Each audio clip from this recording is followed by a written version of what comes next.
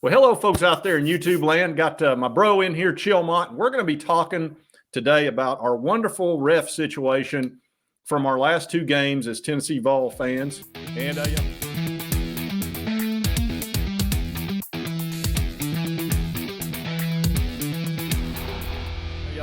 look here, Bambi is going to chime in. She's not happy either with the refs. Yep. So we're going to have a lot to say about this. But I brought in Chillmont because he is somebody that's been telling me for 30 years that the refs have been cheating us. Sure, Jan. And my father was that way as well.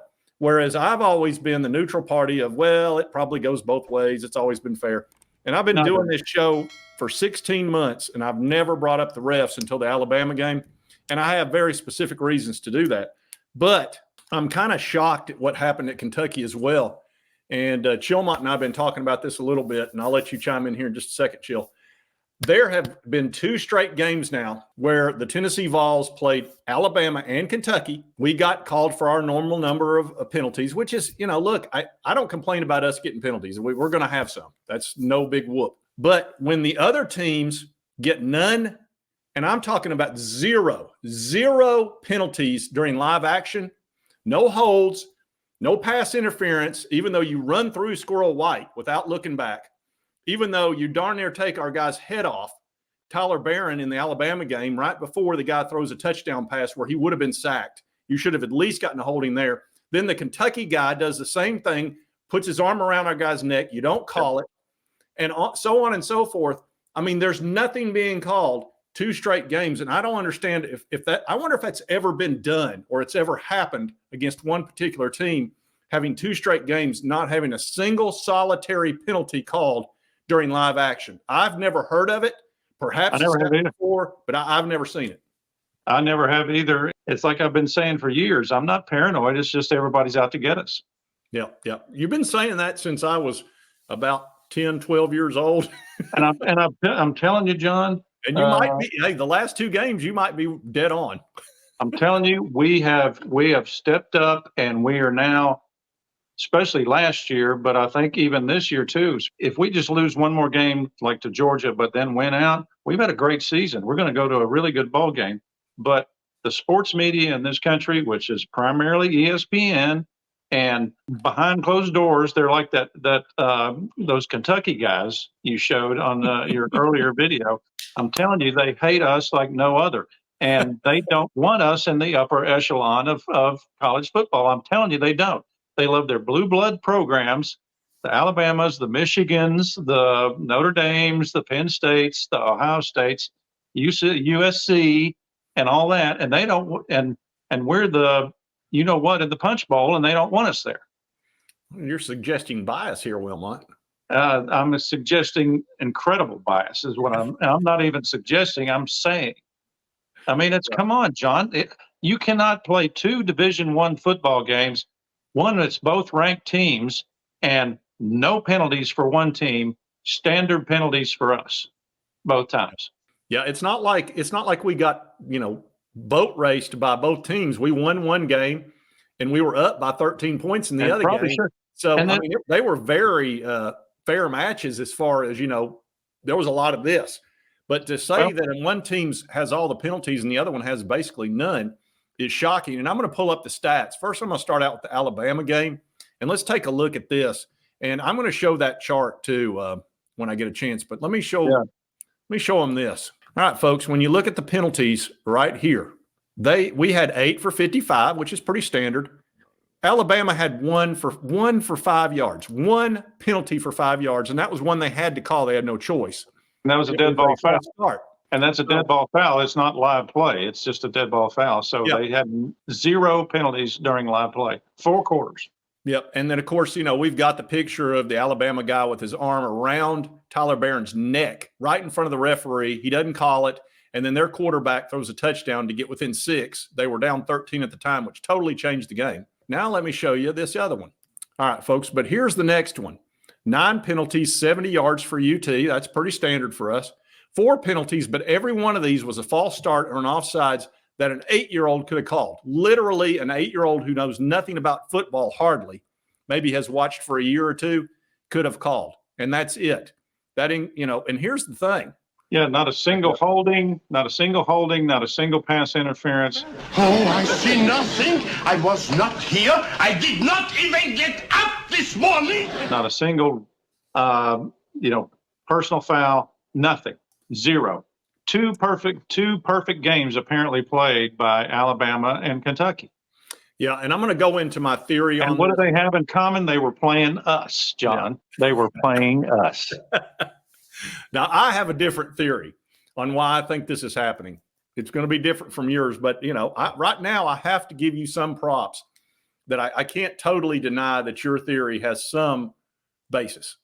But what I think it is, I think referees are human beings. And I think the crowd screaming, yelling, going nuts, all of that occurs during a game is affecting them to the point they don't want to call a penalty when they know they're going to get yelled and screamed at and get all that negative feedback, so to speak.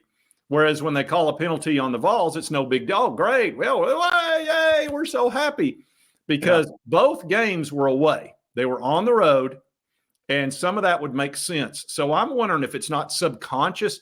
I don't necessarily think the refs are sitting there going, let's screw the Vols. I'm not there. I just can't get there.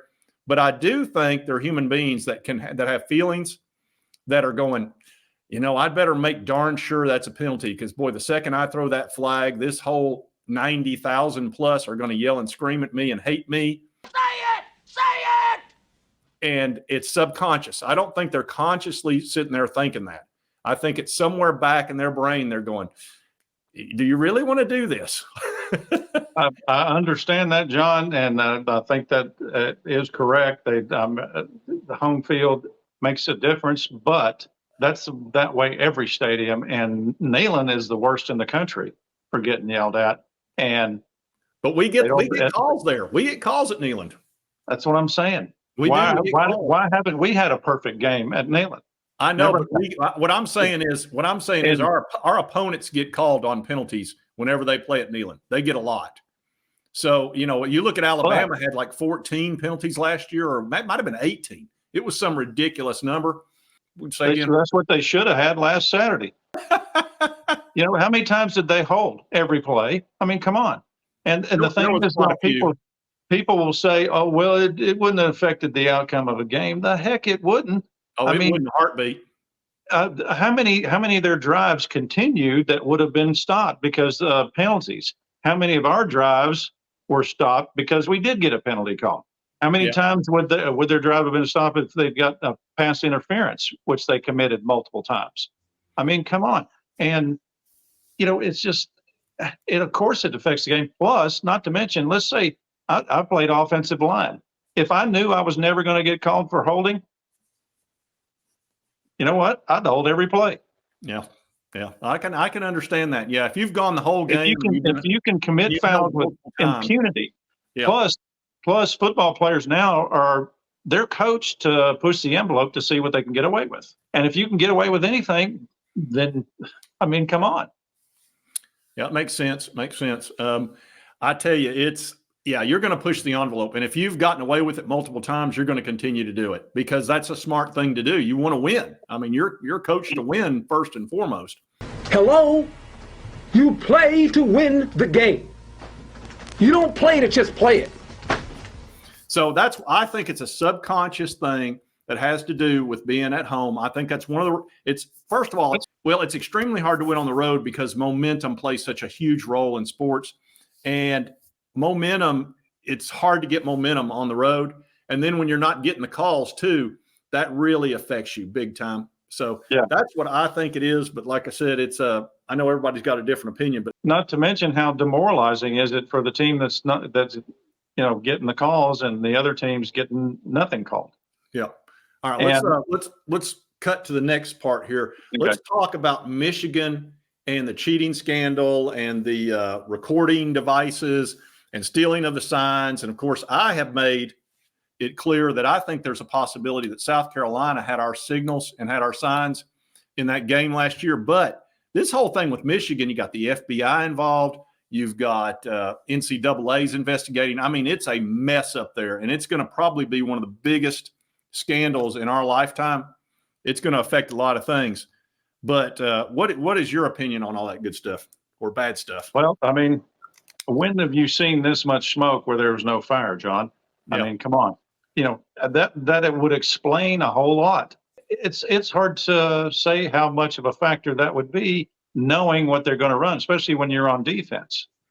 If you knew we were going to throw it, that's huge. If you knew we were going to run it up the middle, that's huge.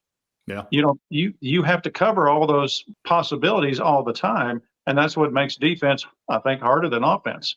Because in offense, you know what you're going to do.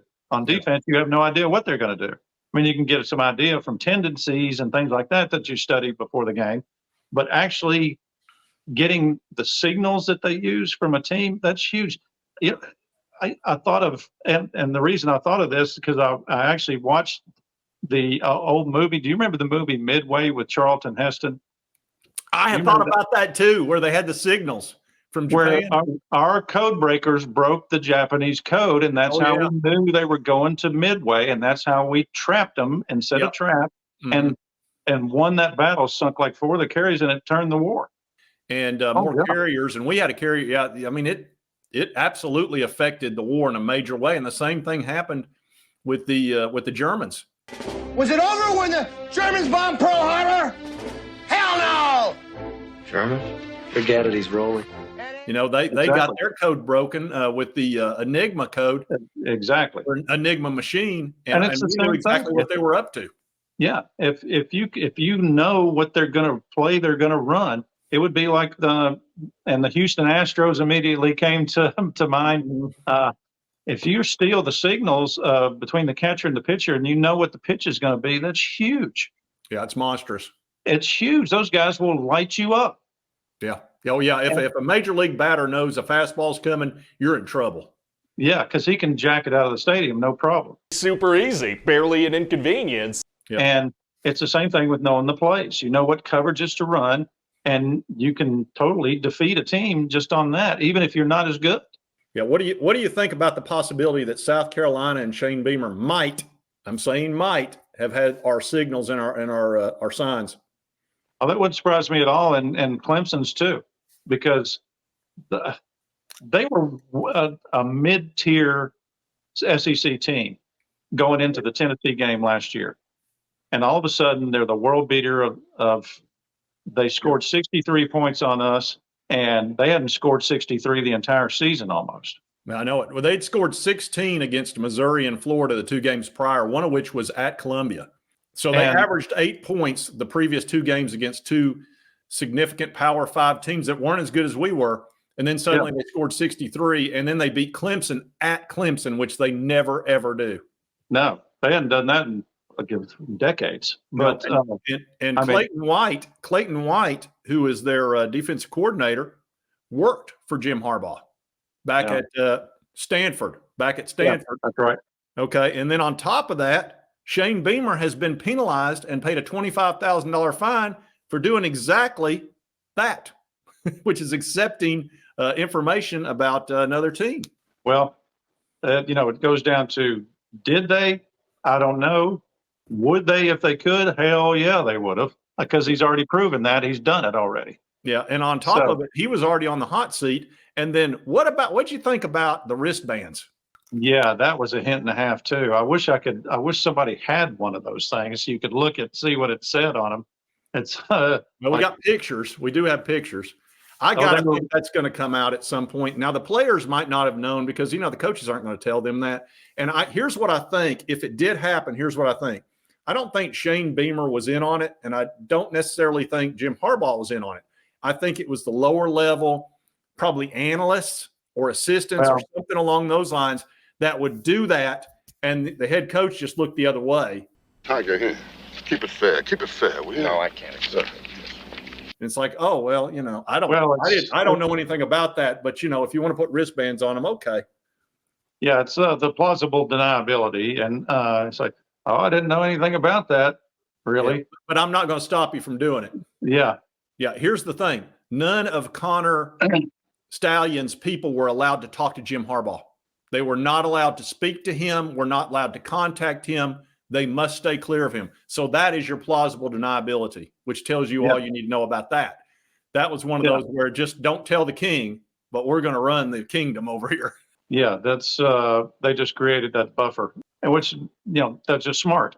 So he can say, "I never received any information about that," and he can do that without lying. Obviously he knew and sanctioned it, and somebody's paying those people to do it. I mean, they're not doing it for free, just out of love and traveling around and all that. Yeah. Somebody's paying those bills. Well, here's the other thing. They come back and they've got to play the same exact team, which is Tennessee, what South Carolina did. And they didn't have the wristbands this year. And if you were going to have wristbands, you'd want to have them at Neyland where it's so loud. They didn't have wristbands this year. Now, explain that one to me. They didn't have signals this year. And they won with wristbands. They get rid of the wristbands and they lose. That makes, as an athlete myself, if I've beaten somebody with a certain plan, I'm going back to that plan. You can. You wear the same socks. You wear the same socks you wore last year. Hey, I used to wear the same shirt on Sunday if I was in the final. Oh yeah. I would wear the exact same shirt every time. Your whole routine, you would repeat to the letter. Everything I did the same. If I'd won a tournament the week before or whenever, I did exactly. I listened to the same music before everything. You don't get away from what's helping you win. Well, it's like Tiger Woods wearing red on Sunday. It worked out pretty good for him for a long time. Tiger always wore red. That was his championship shirt. Yeah. So anyway, I just find that all interesting. And the fact that it's just so many questions answered. How did they win those 2 games that they should not have won last year? And how are they with the same team, same quarterback? What are they now? 2-6 this year. 2-6. They beaten Furman and Mississippi State. Mississippi State's the worst team in the West, and Furman, and they've lost 6 straight games. Other than that, 2-6. Get you a dose of that. That's not technically evidence, but boy, that's pretty damning. Got the evidence. Put the evidence in the car. Put the evidence in the car. And it is. I mean, you're going to beat 2 top 10 teams, and then you're 2-6 with the same quarterback, same head coach, which are the 2 most important positions there are. That's your consistency. That's your base. Is your quarterback and your coach. 2 most important people the same. And you mentioned in your last video, Ohio State, they lost twice in a row. And Michigan couldn't beat them for love or money. No, Ohio State boat raced them at Ann Arbor. And then suddenly they do the exact opposite to them in Columbus. And they've lost 8 straight until then. And suddenly Ohio State's just getting whooped by them. And none of that makes any sense. None of it. Ohio State, there's a lot of Ohio State guys in the sports media. They're not going to sit still for that. Oh, dude, I'm going to tell you right now, when that Ohio State-Michigan game happens, Ohio State's coming. I can tell you right now, they're coming, and they are not happy. You called down the thunder, well, now you got it. You tell them I'm coming, and hell's coming with me, you hear? Hell's coming with me! Well, right now, every team in the country is changing all their signals. Oh, absolutely. Because they're all like, God, what if there's another Michigan out there? What if there's another Connor Stallions out there? Yeah. All you need is a 45-yard line ticket and a smartphone and a computer. Yeah. And then you need a guy that's willing to do a little espionage. That's it. But it's actually pretty easy when you think about it. If you record what signals are being called, and then you see the play that they run after those signals multiple times, you're going to figure it out. You can figure it out easily, and that's huge. You can call a defense based on before the game. You can have plays. Okay, we're going to run this defensive set because we know they're coming to this receiver, and we know they're going to do this. So we're going to pack the box or whatever, and just not even worry about pass coverage because we know they're going to run. Oh yeah, it's huge. That's why we're not worry about run coverage because they're going to pass, and we're going to double team everybody. And there's no way TCU should have beat Michigan in that playoff. That was ridiculous. Yeah. Nobody could understand how it happened. They tricked them. They knew they had their signs, and they reversed them.